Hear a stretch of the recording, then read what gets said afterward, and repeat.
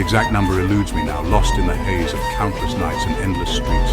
Each face, each name, they blur together in a grim mosaic of my own making. I've lost count. Faces blur, names fade. They were once vivid, each one a stark reminder of my mission. But now they are ghosts, haunting the periphery of my memory, their voices silenced forever. All that remains is the echo of their silence, a chilling symphony conducted by my own hand. The footsteps I hear in the dead of night are not just mine, they are the echoes of those I've silenced, following me, reminding me of the path I've chosen. They called me a monster, a vigilante, the shadow. These names, these labels, they were meant to define me, to box me into a corner of society's making, but they don't know the truth. They don't understand the fire that burns within. They were right. I never started this journey seeking redemption. Redemption was a luxury I could never afford. From the beginning, it was about something deeper, something darker. It was about retribution, pure and simple. No, this was always about retribution, an eye for an eye, a life for a life. The scales of justice tipped by my own hand, balancing the ledger of my soul. Each act of vengeance a step closer to a twisted sense of equilibrium, an eye for an eye, a life for a life. This was the creed I lived by, the mantra that kept me going.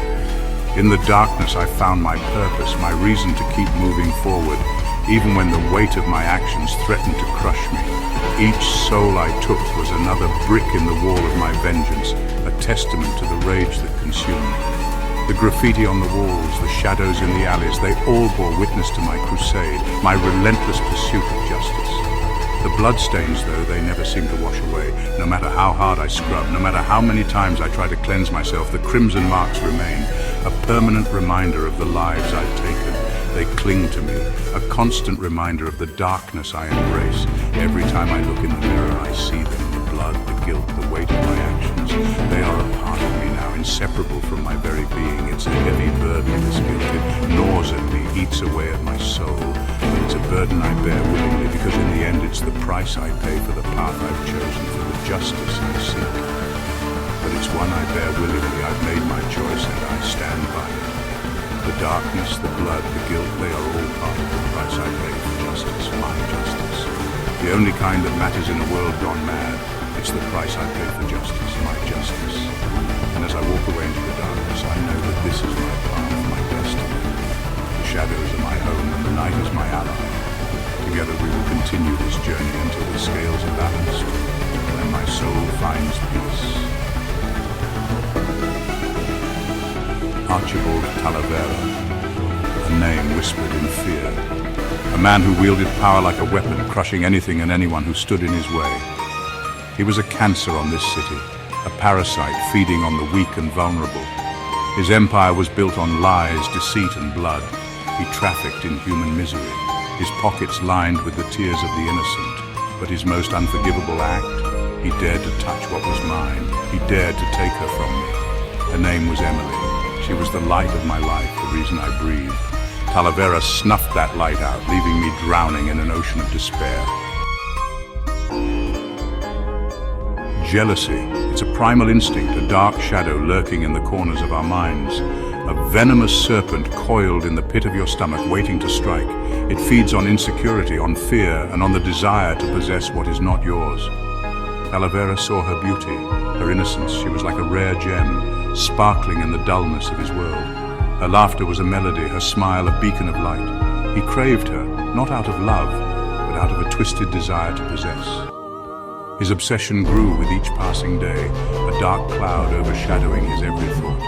He used his influence, his wealth, to lure her into his web of deceit. Money exchanged hands, promises were made, and slowly she was drawn into his world. He promised her the world, knowing he'd deliver only pain and suffering. His words were sweet, his intentions bitter. He painted a picture of a future that was never meant to be. And Emily, naive and trusting, fell into his trap. I saw the signs, the way he looked at her, the way he manipulated her emotions, but she was blinded by his charm. The fear in her eyes, the forced smiles. She tried to hide it, but the cracks were beginning to show. Her laughter became hollow, her joy replaced by a growing dread, but I was powerless to stop it. I watched from the sidelines, my heart aching with every step she took towards her doom. I wanted to reach out, to pull her back, but my hands were tied. By the time I realized the depth of his depravity, it was already too late. Emily was gone.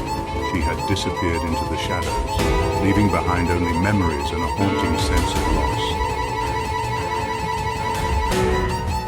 The warehouse was cold, damp. It reeked of fear and despair. Talaverra's lair. I found him there, surrounded by his goons, a predatory smile on his face. He wasn't expecting me, not like this. "You," he breathed, his voice a mixture of surprise and amusement. "Come to beg for scraps, have you?" I said nothing. My silence spoke volumes. It spoke of my rage, my grief, my unwavering determination to make him pay. Talaverra's smile faltered. He sensed a shift, a change in the air. He just didn't know it yet, but he was staring death in the face. Months I spent plotting, planning, preparing for this moment. I studied Talaverra's movements, learned his routines, identified his weaknesses. He was a creature of habit, predictable in his arrogance. The warehouse was just the beginning. I would dismantle his empire piece by piece, target his operations, cripple him financially. I'd turn his own men against him, sow seeds of doubt and fear. But it was personal.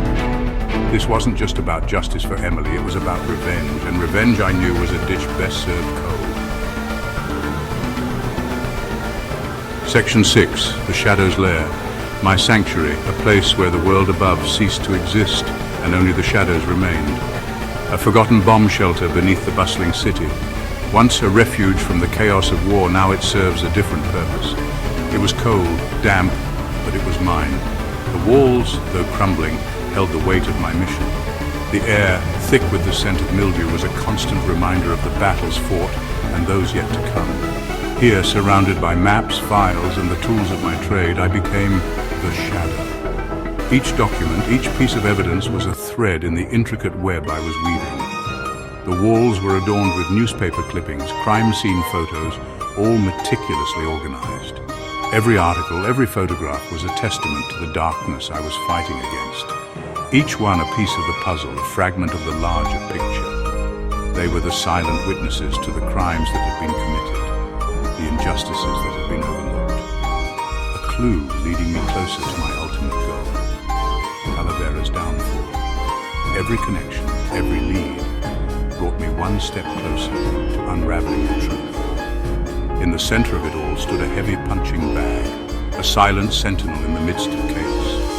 It bore the marks of countless hours of training, each strike a testament to my resolve. Stained with sweat and tears, it was more than just a training tool. It was a symbol of my determination, my unyielding spirit. It was my only companion, the one constant in a world of uncertainty. In its silence, it understood my pain, my anger, my frustration. The silent recipient of my rage and frustration. Each punch, each kick was a release, a way to channel my emotions into something tangible. Each swing, each blow brought me closer to him. The rhythm of my training was a dance of vengeance, a promise of retribution. Each thud, a promise whispered in the darkness. A vow that one day Talaverra would face the consequences of his actions. In the shadows, I prepared for that day, knowing that my lair was more than just a hideout. It was the birthplace of justice.